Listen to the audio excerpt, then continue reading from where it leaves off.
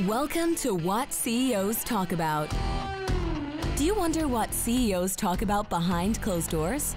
How they bring their vision to reality? How do they overcome and succeed through adversity? We share that and so much more with each episode. Now, let's get started with the show.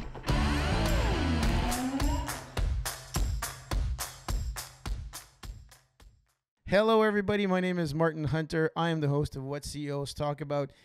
If you can hear the step in my voice, we're going to have a cracker of a show today. I think we're going to giggle a lot, and I think we're going to bring out some really, really cool stuff with Ryan. Ryan, thank you very much for being on the show.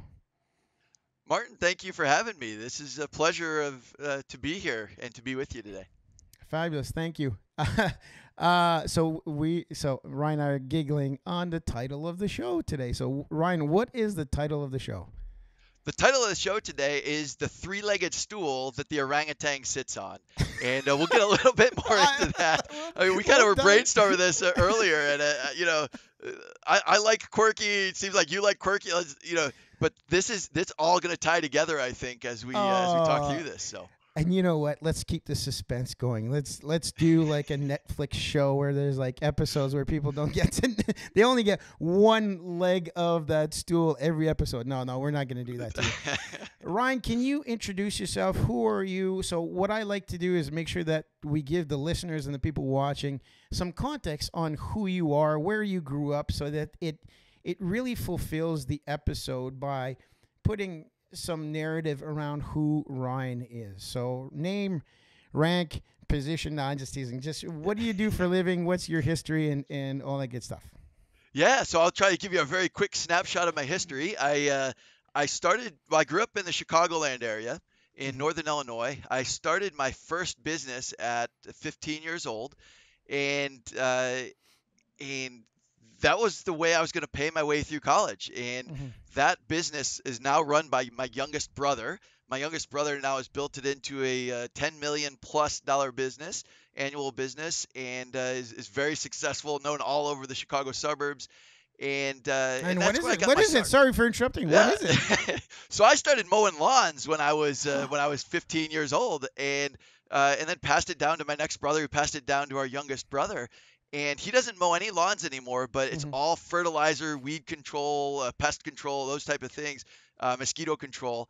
And his business has just exploded. He's got multiple locations and dozens of trucks and things like that. So it's really exciting. I'm very proud of him for what he's carried on and how that built. But then I went to college and I got degrees in chemistry and finance, and started working for a big multinational. Don't fall asleep on me yet. This not the story hasn't ended yet. But I got degrees in chemistry and finance. Went to work for a big multinational. They moved me and my family 7 times in 17 years. We moved to Asia and back twice. And the last move, they wanted us to go to Germany.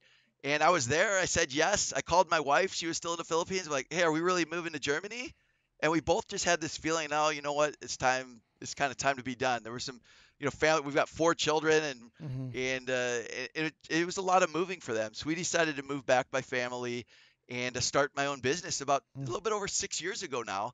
That I cut the corporate cord and started my own business again, and have been on the journey of an entrepreneur again for the past 6 years, having a lot of fun. So I talk about this quite frequently because I think it's important for the listeners to understand entrepreneurship. People think, oh, you're born an entrepreneur. You're an entrepreneur all your life. Blah, blah, blah. That's horse poop. That's bullshit, because it's life. When I started my career, I was in the military, grew up, moved on the ranks, left the military, went for public service, mining industry.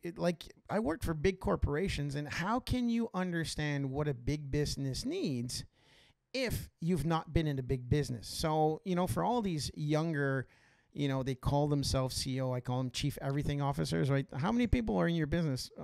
3. Yeah. So you're not a CEO. So I think, Ryan, you've demonstrated a great, you started off entrepreneur, went to school, learned, did a corporate stint. You kind of you know what?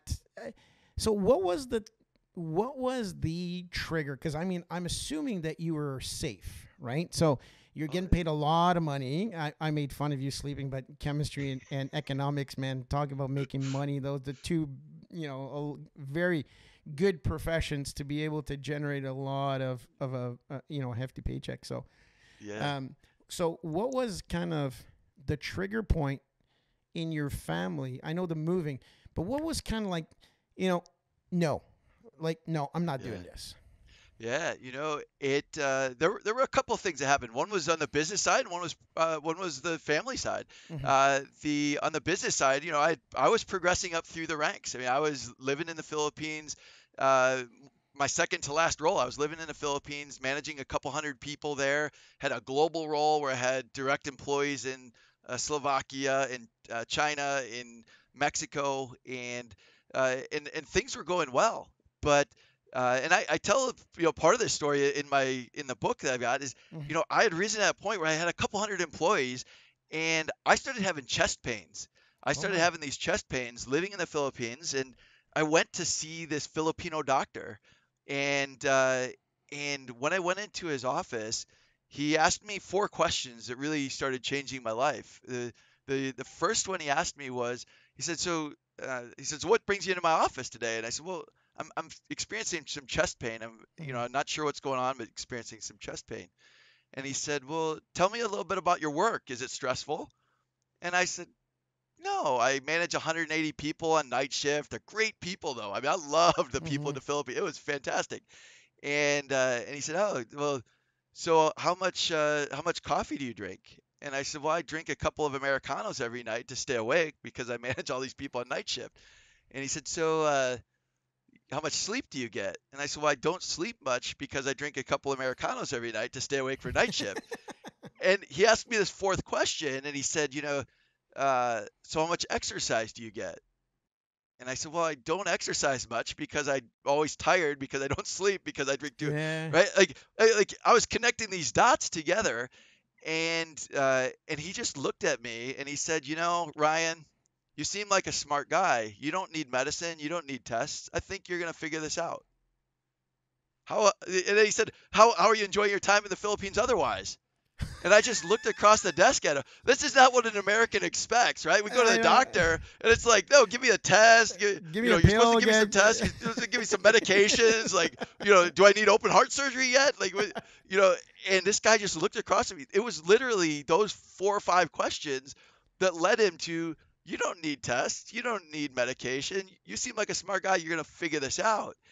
And I started, that was a moment where I really started reflecting on, what am I doing and who am I and where are we going with this? And I have my son who's 20 years old now. At the time he was probably 14 years old. He looked at me one day and he said, Dad, I don't want to make friends here because I'll just have to say goodbye. And that was Oh like a my. knife in the chest. Oh, It you just started like, think? it was just like twisting, right? And I'm like, Oh my. wow, what are we doing, right? And so it's just sort of that culmination of those couple of things that I said, you know what? I started a company when I was 15. I've seen how successful it grew. Mm-hmm. It was successful when I had it, but it's grown even more successful over time. And we can do this again. And uh, and so we ended up moving back to New Jersey. I was the global technology manager of about a $500 million portfolio for that Oh, company nice. at the time, and things were going well, but my dad had some heart issues, and I'm like, you know what? It's time to move back my family, and that's ultimately what we decided to do. And I think it was 2016, so early 2016, a little bit over 6 years ago now.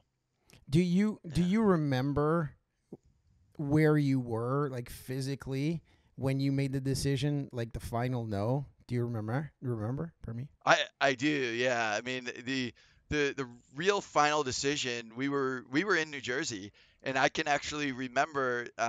Actually, it's sort of a funny story. A great mentor of mine for a number of years, I had called him while we were still in the Philippines. I had tried calling him, left him a message, and I didn't hear back from him for quite a while. It was probably 6, 7, 8 months later, and he called me one day, and I was at our office in New Jersey, and I walked out to the parking lot, and I was just on the phone talking to him, And I said, "Hey, Brian, tell me about this. I've been contemplating this, right? Mm-hmm. Tell me about your experience going from corporate to entrepreneurial, what?" And he said, "You know what? Come out and visit me for a weekend." I went out and spent the weekend with him and his wife and walked him through kind of my business plan and the ideas I had. And, Mm-hmm. and I said, "Brian, tell me I'm nuts, right? Tell me, Mm-hmm. tell me Yeah, to go yeah. back to New Jersey and go back to my office and stay there, right?" But he didn't, right? That was a very life-changing conversation. So it's not that it was just only one thing, but there were just a sequence of things that just doors kept opening, and but that call in that parking lot that day was really the moment when I knew that things were You're going to going to change. change. Yeah, yeah. Yeah. For us at our company, we one of the things that, well, not one, the one thing that I ask all of the owners or founders that we deal with is, are you ready? And they go, what? Like, are you ready for the next step? Because if you're not ready and willing to let go of your past, you're not ready and willing to change, then don't even talk to us. Like I can't roll you up. I can't bring you in. I can't sell your company. I can't do any of that if you're not mentally ready to do so. And you need to answer these questions, and your wife needs to answer, or your partner, whoever you have. You need to be able to answer that. And when I ask your partner, he or she better answer the same questions as they better understand that, because this is a life-changing event. I remember it was somewhere around March. It was kind of a transition. I've been in Africa for 8 weeks. I get home. I'm trying to make myself a cup of tea at 3 o'clock in the morning because I was jet lagged, and I couldn't find the goddamn teaspoons in my house.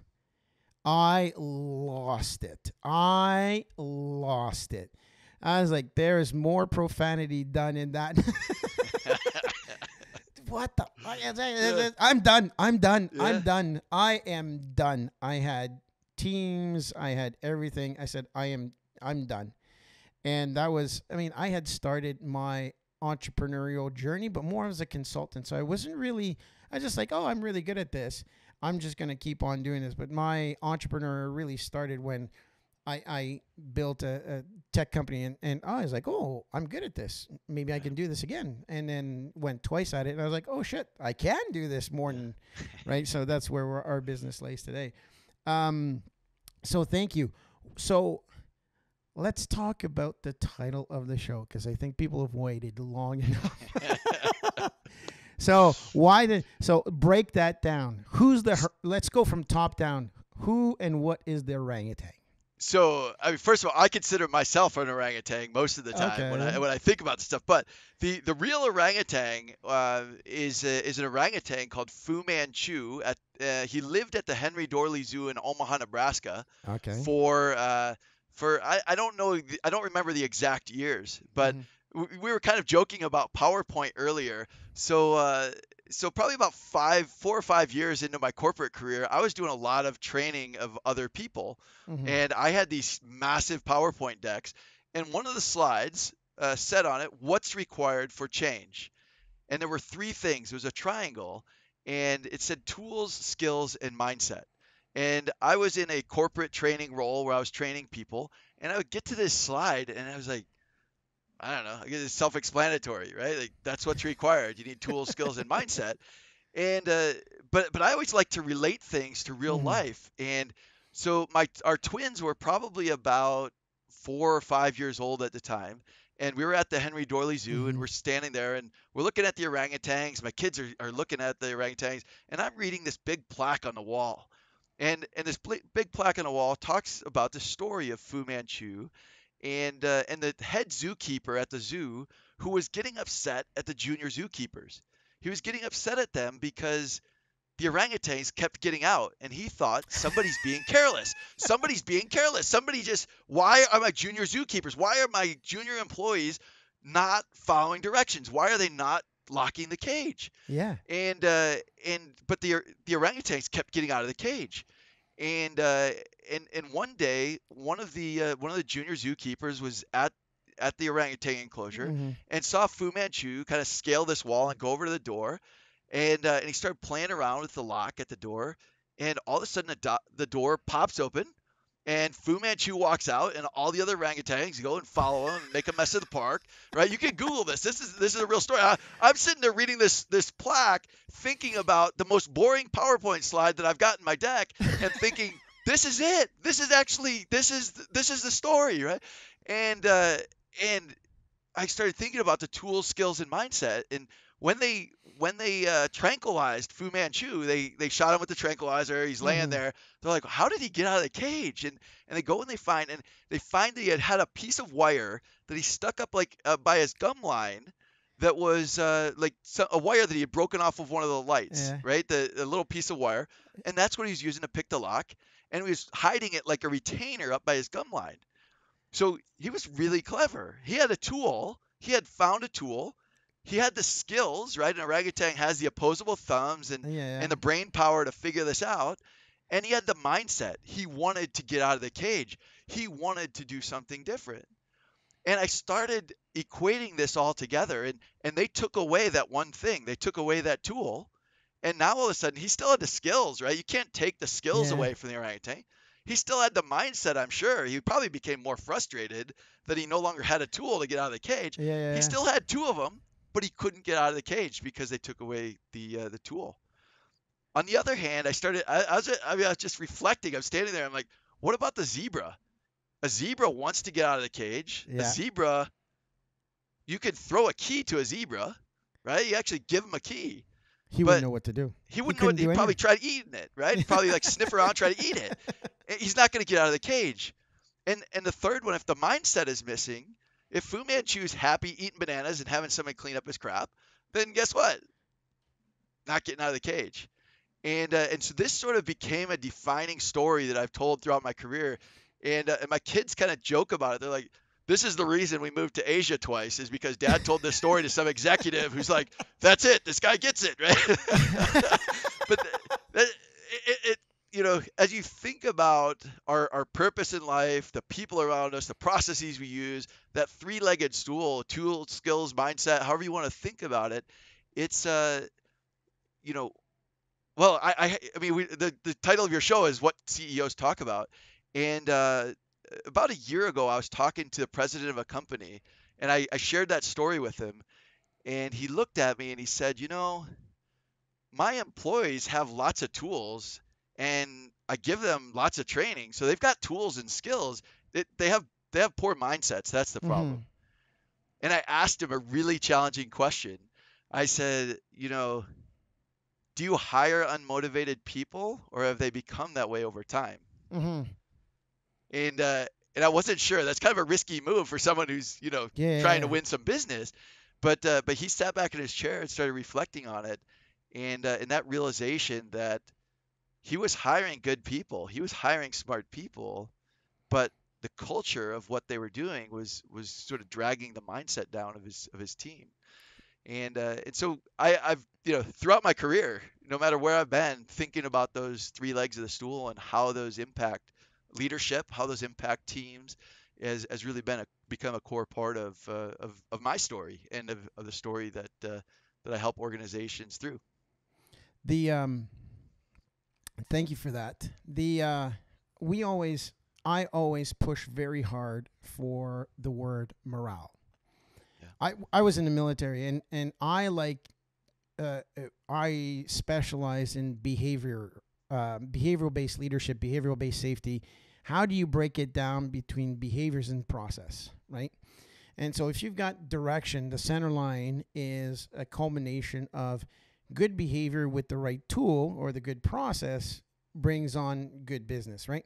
So if I give you a chainsaw and you don't know how to operate it, one, can you start it? And if you start it, you're probably going to cut something off of yours. You're more chances of you getting hurt without the proper skill as you've defined, right? Yeah. So the morale is a key question that I ask all the businesses. If you have good morale, what does that look like? So the definition of morale is the mindset or the desire of an organization, of an individual or a team of individuals, to perform a task, to achieve a task. So when you think about it, it means that, wow, when you unpack that, means that you need to achieve something. You need to do something. There needs to be a result. Therefore, to be able to get that result, they need to have the desire to do that as a team. So how do you create that desire within the organization to give you what you need? And if you have a solid mindset, culture, call it whatever you want, then you always get more from your employees. Instead of being transactional, you are transformational, and the individuals provide you. In your story, I can just imagine. You know, I'm not a biologist. Far Me from neither. it. So I can just imagine. Think of the morale issue that the entire, I don't know if you call it a tribe of orangutan or a group of whatever it was. I'm not So sure, imagine yeah. the other orangutans. They were kind of looking at Fu Manchu and going, "Hey, shit, man, you gonna like crack the door today?" Yeah. And then and so day one goes by, they go, "Oh man, he didn't get it done today." Day two, Yeah. and so you can just imagine the morale of the organization of leaning on, of not providing the right tools to your leaders. Right now, this is where I'm pushing it. So imagine if you're not providing the right tools to your leaders, and you go, "Well, you know, what do you want? What do you want? What do you want?" Well, you know, get it done, or that really empty delegation that a lot of leaders do it. You know, I have an open door policy. You need anything, come and see me, but it's not reciprocal. So I can just, from what you've brought, you can impact the morale by not having the right tool for your supervisor in your story, right? Yeah. Yeah. And I'll tell you, I mean, one of my other stories kind of from the Philippines, when I first got there, I came from manufacturing. I'd spent, 12 years in manufacturing at that point. And then I moved to the Philippines, and they're like, "All right, Ryan, you could manage our shared service center, right? You can," and I get there, and there's 180 people with laptops and desktop computers, and I'm like, "Where's the inventory? Like, where's the waiting? Like, where's the waste at? I don't know, right? I'm just looking there, and I'm a little bit lost."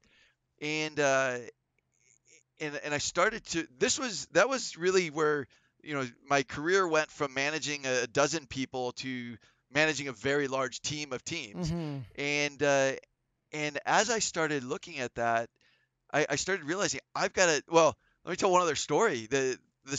My sort of second in command there in the Philippines, her name was Riza. She was the manager of the biggest group of people that I was managing, and she came to me one day and she said, "Boss, don't you trust me?" Right? And "Boss, then you went, don't you trust me?" I'm And I sure went, all your neurons are like, going, what? Hold yeah, on, what my have I head's done? like exploding, right? Like, Yeah. she's an important person for me to be successful. She just asked me, "Don't you trust me?" And in Philippine culture, that's a pretty uncomfortable thing to go and ask your senior leader. And so I immediately I said, "All right, let's go sit down. Help me understand." And she was started to articulate to me how I was sort of micromanaging her team, and she was doubting whether or not I was trusting her ability to lead that team. And that was a really eye-opening experience for me as we sort of looked at, all right, how are we going to create the framework so that these teams can be successful? Because part of the reason I was moved to the Philippines was to solve some problems that were going on. I wasn't just there to, keep the status quo and kick up my feet on a desk. So we had to figure out a framework to make it happen. Uh, and so one of the tools is sort of I've kind of talked about some quirky things, was I started having each of the teams make a mind map of their processes. And as they actually covered the walls of one of our conference rooms, and it looked like a jungle in there. They had yarn going between, it took on a life of its own.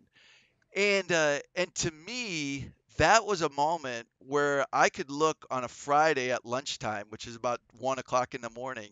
I could look at a Friday at 1 o'clock in the morning and see, standing room only outside of that conference room, that people were going in there and engaging and wanting to hear about other people's processes and figure out how do the things connect together.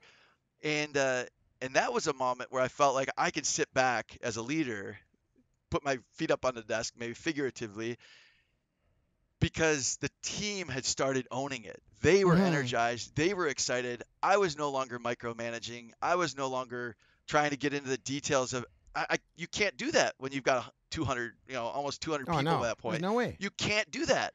You don't know what everybody's doing on any given day. You've got to create an environment in which they can thrive. And that was really a moment for me that I look back on, as you and I talked earlier about, Mm. sort of being an entrepreneur and, you know, working in big corporations versus, having a small team. Or when I first started, it was a solopreneurship, right? Mm-hmm. Um, looking at that and saying, how do we create the right environment to engage people with morale, energy, mindset that takes on a life of its own? So as a leader, we can start to take a step back and give them the ability to be successful. And that to me is probably the most rewarding thing when we see those types of things happening.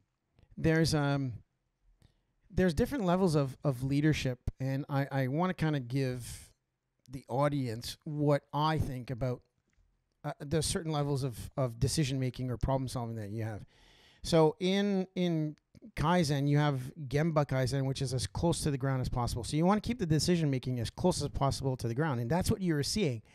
They were engaging, and instead of you telling Riza what to do so that she could tell other people what to do, which was very transactional, you kind of stepped back and you went and say, okay, so now you're solving your own problems. So that is the facilitation. So you have Gemba Kaizen, which is the employee, the person who actually makes money. They create widgets, they offer the service, they're talking to clients. And then after that, you increase it to a frontline supervisor. A frontline supervisor has some type of, lead tech. They're still a technician, but they're responsible for making sure that they mentor. Then you have leader of leaders, which is different than a manager. A lot of people think, oh, that person's a manager. Well, you might be good at process, but a horrible people person, right?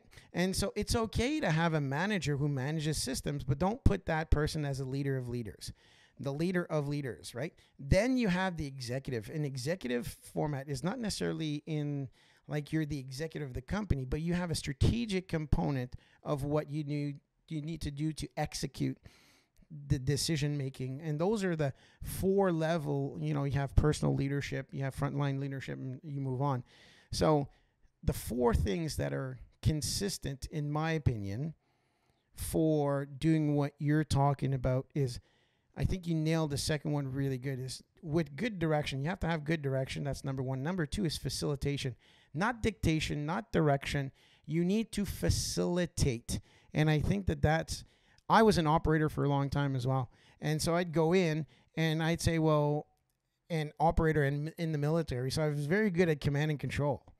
And then the day that I realized that when you let go, when you're facilitating, when you're empowering, there's a lot more shit that gets done. Oh, absolutely. 100%. 100%. And then the third one is elevate. And I think that for me is, how do you elevate the individual in the food chain, in that Gemba methodology, so that you're not making the decisions for them. They're educated, they're knowledgeable, they have the capacity and capability to be able to make the decisions. And the last one, and I think that is something that I want to take your orangutan, because I think it is critical in a lot of how we operate. We make fun of it, but can you see me? Can you hear me? Do I matter? Right? So when I visualize those 3 pillars, the three pillars that the stool is on, the 3 legs, it just supports the individual. Like the orangutan is the frontline supervisor, is the worker, but what's underneath it is something that you don't focus on, but is critical, absolutely critical for somebody to feel good, to have an amazing mindset. If you don't have that underneath, Yep. then, I mean, there's a lot of stuff to unpack. Sorry. I was just like, whoa, the orangutan just blows my mind. I know, I've seen an orangutan live, a male orangutan. It is the size of a beetle. Like a car Volkswagen Beetle. It is a massive animal. Don't ever think that orangutan is nice, and it scares the shit out of you. It's massive. That's right. That's right. Yeah, I think Yeah, I think you've hit the key points there spot on. That um, creating an environment, creating a framework, creating some direction for people to go, and helping them to see that vision is really a core part of it. And then as leaders, we want to support them and make sure the legs of the stool are holding the orangutan up, or holding the supervisor, holding the worker, holding people up, and propping them up to be successful. So I view all of us as a journey. I mean, I hope that I'm still having conversations with guys like you, 25 years from now, as I continue my career and learn something, and banter about these types of things, because um, I think the moment we believe that we've got it all figured out is the moment we start dying, right? It's the moment that, Oh, you know, and as leaders, I see this sometimes, that um, technical experts sometimes get promoted into leadership roles, and being a technical expert does not necessarily translate into building teams and building, coaching people, and in fact, it can have quite a negative effect when the leader feels that they need to be technically competent and need to show their technical competence. It can actually have a really detrimental effect on the team. So, oh, I don't think it um, can. It yeah, has. it I think. does. I think It there's no. does indeed. Oh, so you think about it. He or she goes, I was promoted because I am good technically, so I'm going to repeat that technical methodology. Now I'm influencing more people instead of just influencing my own work. Now I'm Yeah. responsible for, 10 to 12 other people, and they're going like, oh, Jim or Joanne is such an asshole, right? They micromanage us, and they do this and they do that. And it's not their fault when you think about it, because the leadership is saying, we recognize the behavior you've had, and they're promoting that behavior. So that's on them, not on that's on the leadership, not on the individual. They're just doing Yeah. what they're doing. I can think of how many professional athletes that you can think of that were amazing professional athletes, and then you put them in a coaching position. And I think for me, one of the Montreal Canadiens back in the day, where Mario Tremblay was an amazing hockey player, they put him as coach, and he destroyed that organization because he was a passionate hockey player, great hockey player, was so passionate that he didn't know how to lead people properly, right? So, and then you look at the New England Patriots, the man's got a lot of rings, man. The man's got a lot of rings. You don't even have to go far to see, right? Yeah. So anyways, so tell us about, so you've now left the corporate world. You have an idea for a new business. Was the book a like, what came first? Kind of tell us how you built what you currently have now. And so what you've got now, and then let's build a journey to it. Sure. So yeah. So the book, uh, probably the first version of the book. I mean, if I go back to the first version of the book, it was sort of outlined about 12 years ago. Mm-hmm. I started having this idea of around the people and process and purpose, and Mm-hmm. and sort of how these things fit together. Mm-hmm. But leaving the corporate world and starting my own company wasn't just like an easy thing, right? It wasn't Mm-hmm. just like, oh, I'm just gonna, all right, so my paychecks have stopped. Now I'm gonna, start doing this stuff. So when I first started, I was really doing a lot of consulting work, where it was Mm-hmm. just me jumping on airplanes, flying around the world, visiting people that I knew, helping solve problems. Mm-hmm. And then, well, I went through an experience where I lost a big customer. And up Mm-hmm. until this point in my life, I had never gone through this before. I hope it's okay if I'm kind of transparent with your audience here. About 2, 3 years into it, I had a big customer pull back from me, and I started going through some depression and anxiety. I started Mm-hmm. looking at, and I had never experienced that before. Um, and I went through a period of time for about 6 months where I wasn't sleeping. I was anxious. I'm like, Mm-hmm. what's going on, right? And uh, and and I was sort of looking at it and trying to understand what am I supposed to learn from this? How is this, how is this making me, who am I as a person? Mm-hmm. All those types of questions going through my mind. And, uh, and I had a couple of employees at the time, and I was trying to, just navigate all of that and trying to hold it together. And then what I learned was when COVID hit on March 13th of 2020, right? I can remember the day. So you asked me about a day earlier, like when was the day I became an entrepreneur? March 13th of 2020, I was driving home from my last business trip, and I was traveling all the time. I was on the road 3 weeks, sometimes Mm-hmm. 4 weeks in a month, Monday through Friday, and I was getting burned out. Mm-hmm. I didn't really see it, but I was. And I was driving home, and every single project we had was canceled that day because everything that I had built my business around was built around going on site, facilitating Kaizen events, Gemba, Mm-hmm. facilitating, working with teams around these things. And every project I had on March 13th of 2020 that I had built up for 3 years by that point, or 4 years, was just gone. And and what I learned in that moment is sort of that experience I had a couple years before where I was, you know, depressed and anxious and, Mm-hmm. praying and just trying to figure out who am I as a person Mm-hmm. was preparing me for that moment. And I was driving from Cincinnati back to Chicago area.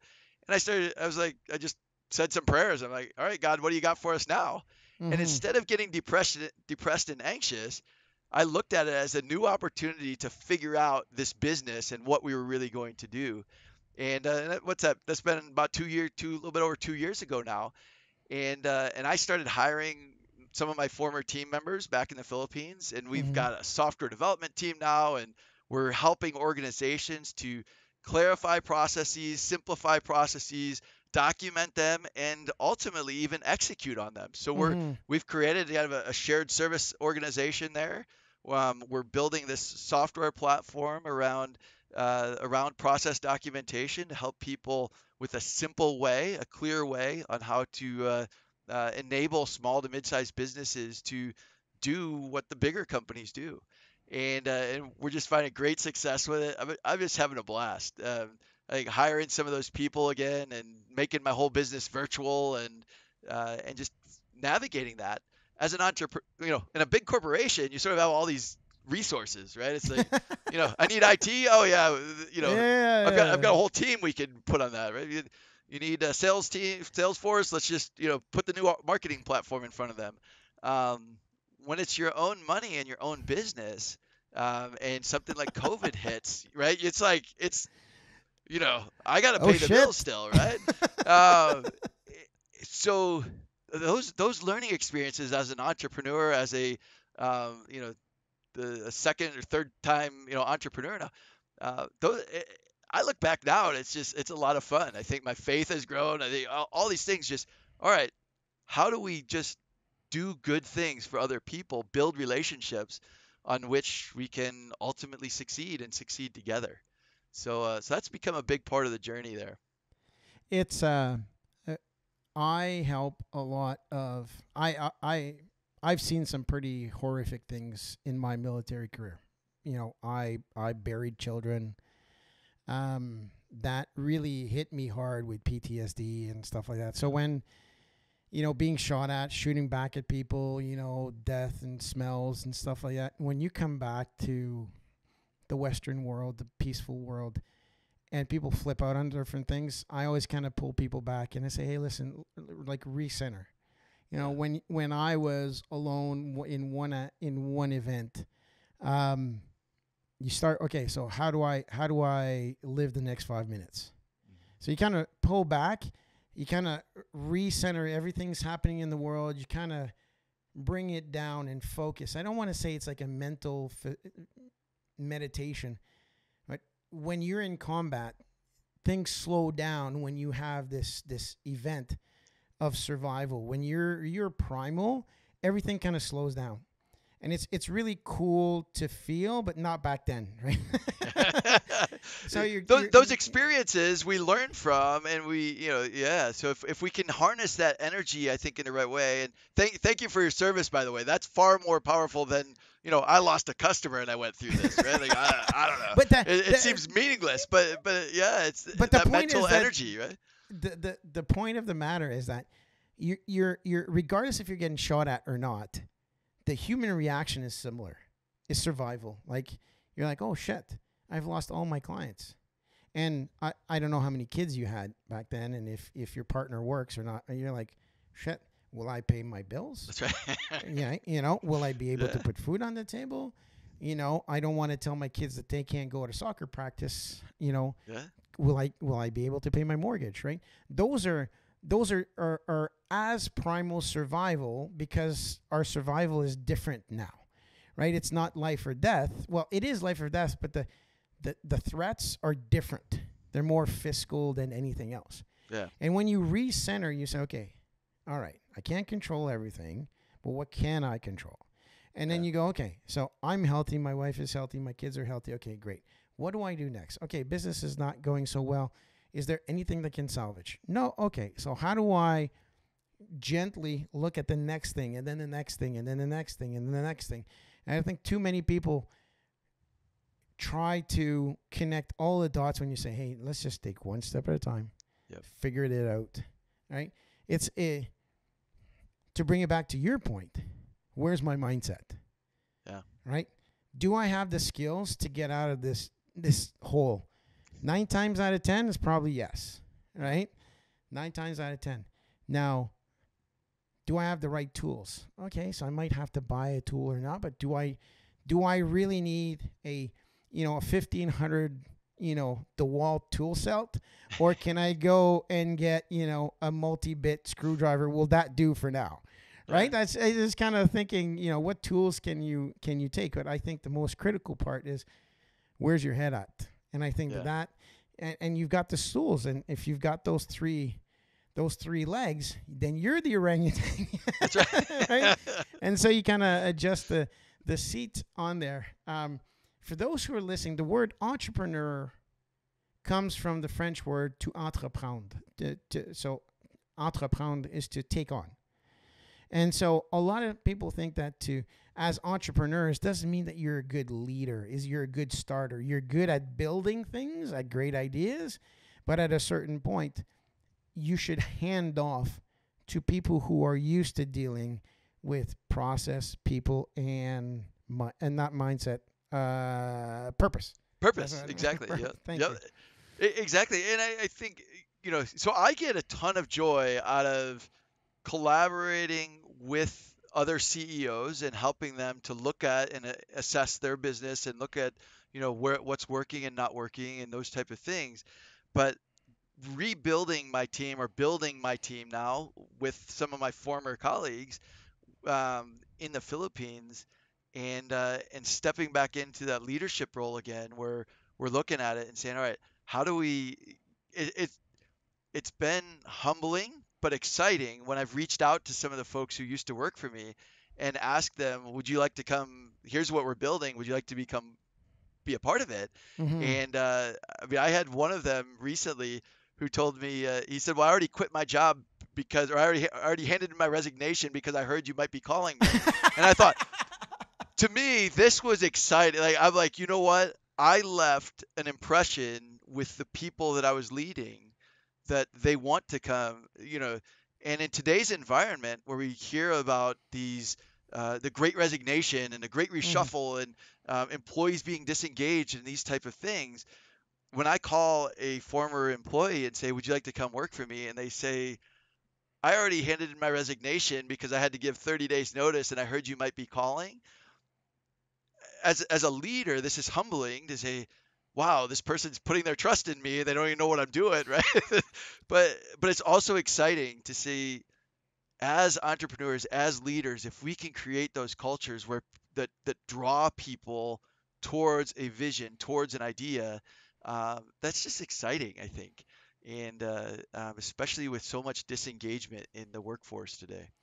I call it singularity of purpose. So I worked for BNSF Railways as a consultant to help operations, and there's this gentleman who had been a railroader. His father was a railroader, and I think it was Spokane or somewhere in the West. and this older gentleman, and we're sitting down, we're conversing between unions and management, and this gentleman just kind of puts his hand up and doesn't talk. He's like, when did we lose singularity of purpose? And I'm like, so he's actually sitting just to my left, and it was like maybe 50, 60 people in the room, and I'm like, holy shit.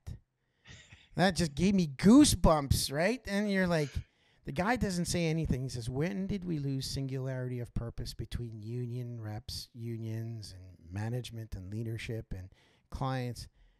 And I'm like, man, can I steal that? Can I get that? Did he trade that? Did he trademark that? No. But so then it brought it back, right? So in the military, you had missions and objectives, so it was mission critical. So mission critical, it says, it was the same thing as singularity purposes. If it's not mission critical, you don't do it.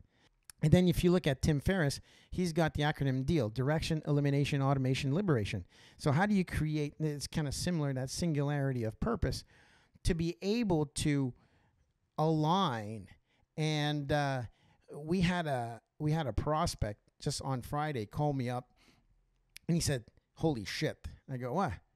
They're like, your team are all alike. I said, that's not true. We've got diversity. And so I took offense to it. Like, dude, I am super inclusive. Like I was like, inclusive mindset, inclusive religion, inclusive, like, I work hard to make sure that we're inclusive. Right? He's like, no, that's not the point. He's like, everybody is happy. Okay. Yeah. Everybody, our number one core value is get shit done. He's like, everybody says get shit done all the time. And everybody's well-grounded. Everybody acts on data. So all of our core values are really demonstrated. And I said, I work my ass off. Not just me, but my COO, Kevin. We are people first kind of individual. And it's like, not people. We look at economics and all that good stuff. Without money, there's no people. Right? When we, it's like a 51-49. If there's a decision that needs to be made for people, we always pick people first. Right? Because without people, nothing gets done. So we're always kind of in that mindset. And I said, we encourage that. So now we've been able to, the companies that we work with are now turning and going, all right. And it's kind of, they want to work for us. So you're kind of not ashamed, but you're kind of like, sorry. Like the client's employees go, hey, I want to work for Urgio. And you're like, you kind of are indirectly, but then we embed, and then as we work with the organization, they feel that there's a culture shift. So what we do is we put general managers, right? They're Urgio general managers. So when we do, we're very, I'll say the word assertive or bold into saying, well, the management team needs to go, right? Unless you add critical value, it's not because we're mean, it's because we know what we're doing. We're a SWAT team. So you want to get there fast, let the experts do their job. You can still get paid and all that good stuff, but just get out of the way but what we do is that we embed that leadership, that operational excellence mindset of putting people first and making sure that the people see the value flow to the customer inside the organization. We can turn that around pretty darn quick. And that, Ryan, is, I think, our key to success. Because for process, I mean, they can come see you, they can come see us, they can come see, they've got Kaizen, you've got Agile, you got EOS, you got scaling up. There's a whole bunch of process. What's the difference? What is the difference that you sell? And I think that's the reason why we're so successful, is because we can bring that singularity of purpose mindset. Sorry, I just went on a rant. This is really, I love that. I love the way that you articulated that.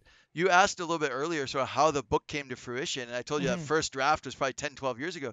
But the moment that it all became clear to me how it all was going to fit together was about a year ago. I went to something called the Purpose Summit. It was in Detroit, Michigan. It was, I think, the second one they had done. We hadn't been going to many, events or things like that because of COVID. And I went to this one. I was like, you know what? I'm going to go and see what this is all about. And as I was there and as I started really just for 2.5 days reflecting on purpose, like that's all the conference was about, was purpose. And I had a conversation with the CEO of Purpose Point, the company that put it on, and I was explaining to him about my people and process and purpose leads to performance, and he actually told me, this gentleman Davin, he said, Ryan, you've got it backwards. And I said, no, I've got my equation is purpose plus people plus process equals performance. Performance is and he said, what if you thought about it and you put purpose at the end, that you're trying to fulfill a purpose instead of trying to fit purpose in at the beginning, like trying to force it in. Ooh. And he said, what if the purpose that an organization had was the ultimate goal instead of performance being the ultimate goal? So your performance should fulfill your purpose. Correct. And he had this debate with me, and at the time I was a little bit offended. I'm like, I don't know, I'm an equation guy. I'm a chemical finance guy. Like I know math. what are you messing with my equation for, right? And but as I started reflecting on it, it all became clear to me what I really wanted to build my vision in the book around. And the sentence that I tell people is that clearly aligned processes should enable your people to perform and ultimately fulfill your organization's purpose. And this became something that I could very strongly believe in. It's that sort of, as you called it, the singularity of purpose. Why does your organization exist? Where do you want to go, and why do you want to go there? And then everything else should be built to fulfill that. And that's where the rocket ship, by the way, comes from in my book. Is the orangutan is that sort of starting point of, all right, we got to have the right, the person's got to have this tools, skills, mindset, that type of thing. But the rocket ship became around our purpose is the nose cone of the rocket ship. Where are you going and why are you going there? And then the product or your payload should align with your purpose, right? You're not going to be selling illegal products if you're an ethical company, right? So your purpose and product are sort of the payload, your nose cone. And then you've got performance. How do you define your performance metrics that should be in line with your product and your purpose, your vision of where you're going? And then you've got people. And people aren't the fourth in line because they're the fourth most important. But one of the things I find is that organizations that don't have clearly defined purposes, that's metrics don't line up with their purpose. For example, they say, oh, our purpose is to be a more sustainable packaging company or something. But the only metrics their people ever hear about are the profitability and cost per unit, right? That misalignment there, it throws people completely off because the employees no longer believe that the purpose is really the purpose you want to be, because they're being hammered on metrics that are not aligned with that purpose, and they get confused and frustrated, and they get disappointed, and they get all those things that happen. And process is actually at the bottom of the rocket ship, because the processes should respond, should enable the people to follow their GPS, their roadmap, to get to that purpose, that focus on where we're going and why we're going there. And when he first told me, I pushed back against it. I bristled against it. I'm like, no, that's not right. I want purpose to be first in my equation. Yeah. But when I started, that was the moment when the whole book became clear to me that, this rocket ship, purpose is not, we're not going to try to wedge it in there like, all right, we're going to start with this. Purpose has got to be the vision of where and why, and everything else should align to that. And your process is really at the bottom. I like helping people with process because that's who I am and that's my thing. But I only want to enable people to be successful at getting where they want to go. And as that became more clear, my business just became stronger and stronger and stronger with that clarity. So that's kind of been the journey we've been on. It's I want to tell a story about frustration on really demonstrating the right, or what are you measuring? So when I used to travel a lot, I'd come home on Fridays. I had consultants around the world. I'd come out usually Friday, and I'd kiss my wife and then kids would be coming in. And the first thing that I would do is I would go back into my office. And the reason of that was I wanted to close out all my expenses. I didn't want to have to think about it over the weekend so that I could maximize my time with family. Well, those were my intentions. But what my actions were demonstrating was, you've been away from the entire family, you son of a bitch, for the entire week. And the first thing you do is lock yourself up. I didn't clarify the expectations, didn't clarify what I was measuring, the measure of success, to say, hey, listen, hey, Tracy, I'm coming home and I need 2 hours of quiet time so that I can close that off and so that I can be fully focused 100%. Oh, yeah. Absolutely, my love. I'd be delighted to, make sure at 4 o'clock, if you're done, if you're not done, let's call it quits, okay? I'm like, aye, Captain, let's go. And so leadership in understanding the relationship between all the P's that Ryan has mentioned is your job. It's not black, it's not white, it's diluted, it's process.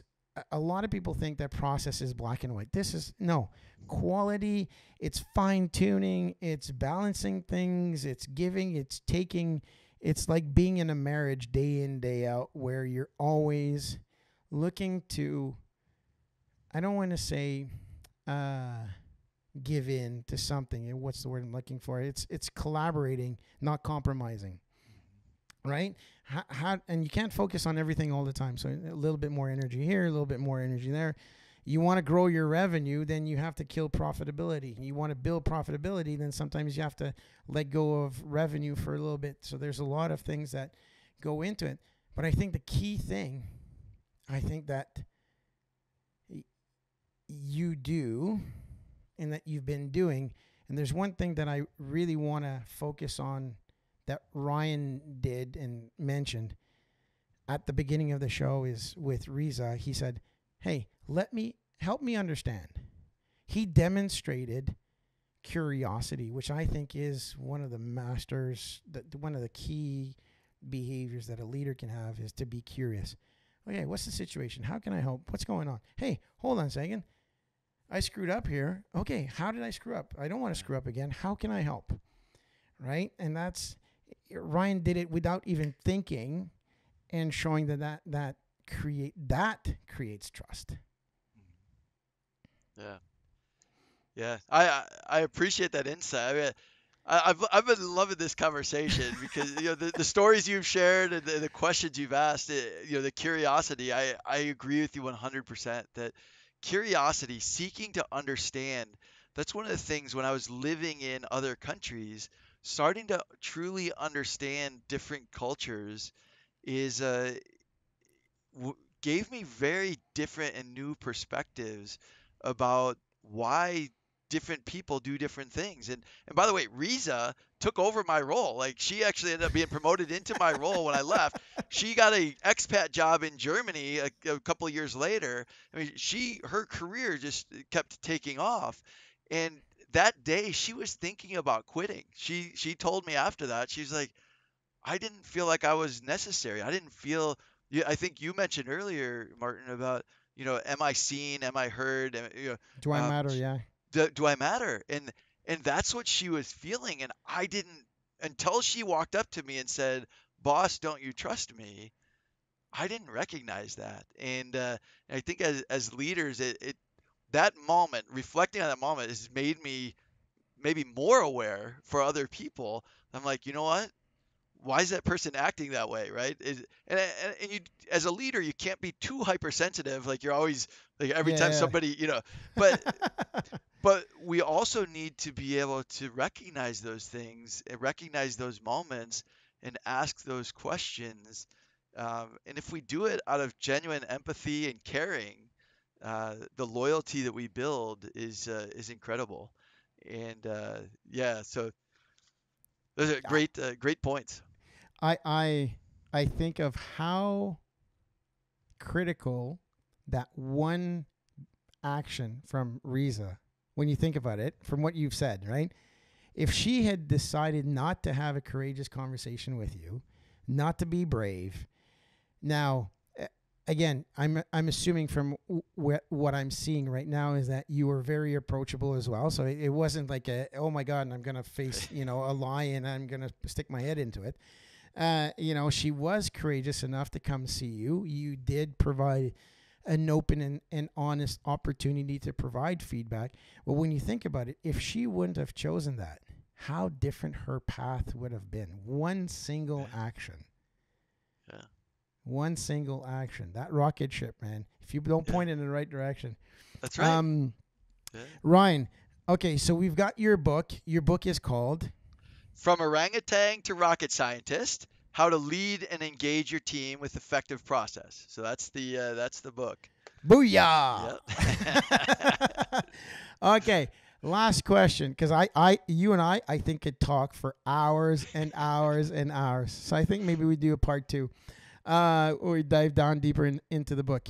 Okay, at the exception of your book, what is the other piece of material? It could be a movie, it could be a saying, it could be a coach that told you something, it could be a church leader, whatever.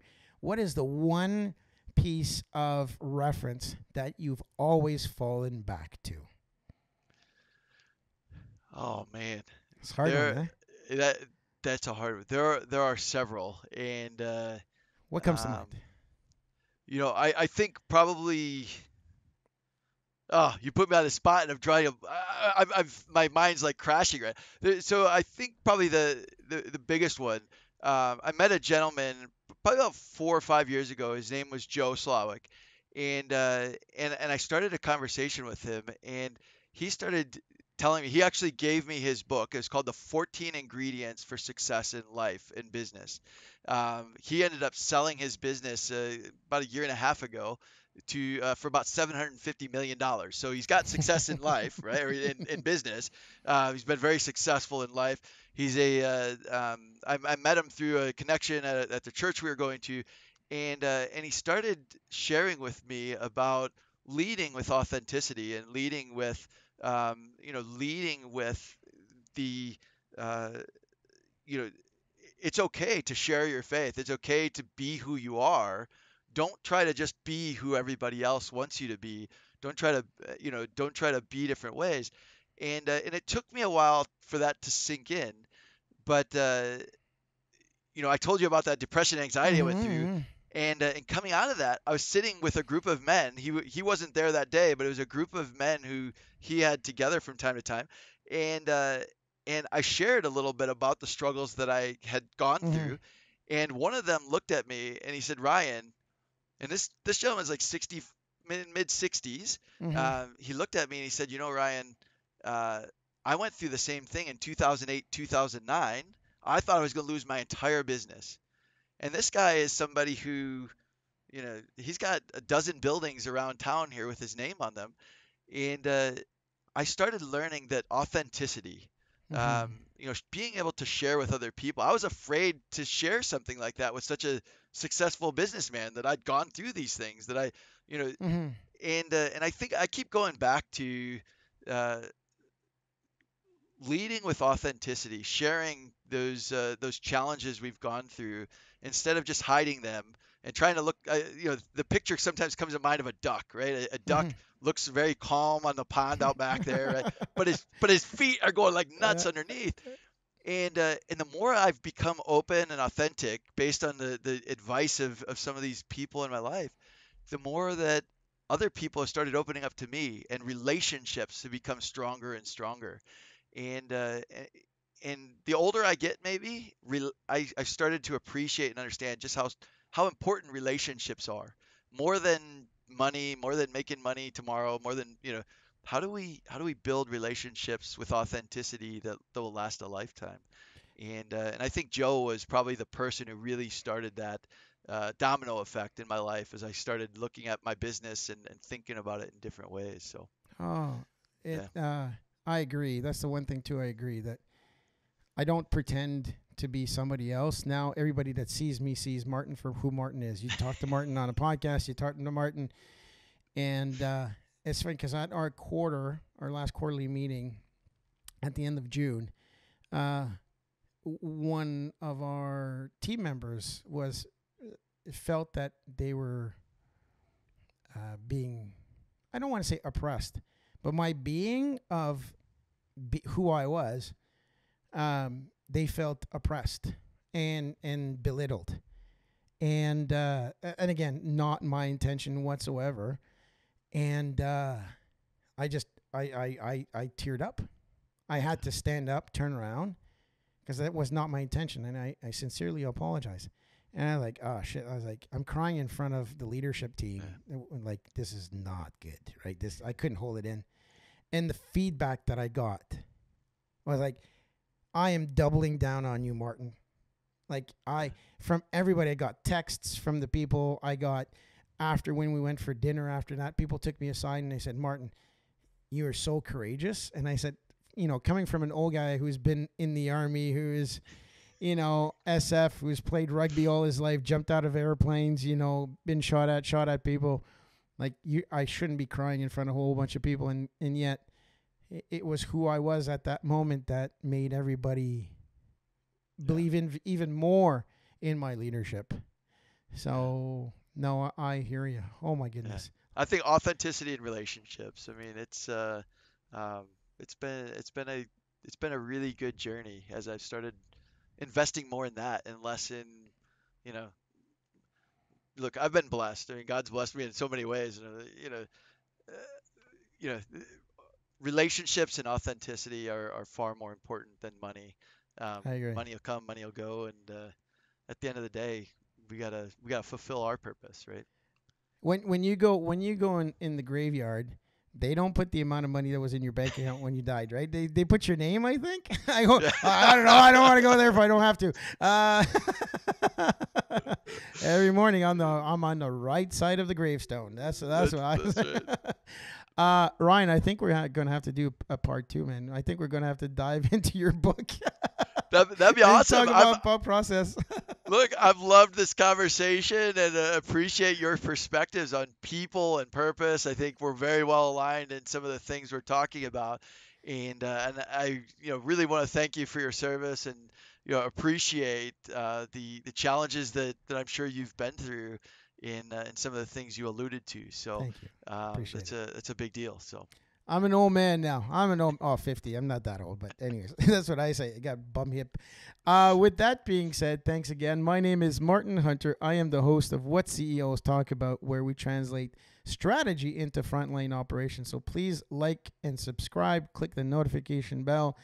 And the YouTube numbers have been going up. So a lot of people are watching more than listening. Not more than listening, but a lot more people are watching. So Ryan, thank you very much for being on the show. Thanks for tuning in to What CEOs Talk About. Make sure to click subscribe to get notified about future episodes, or check us out at www.whatceostalkabout.com.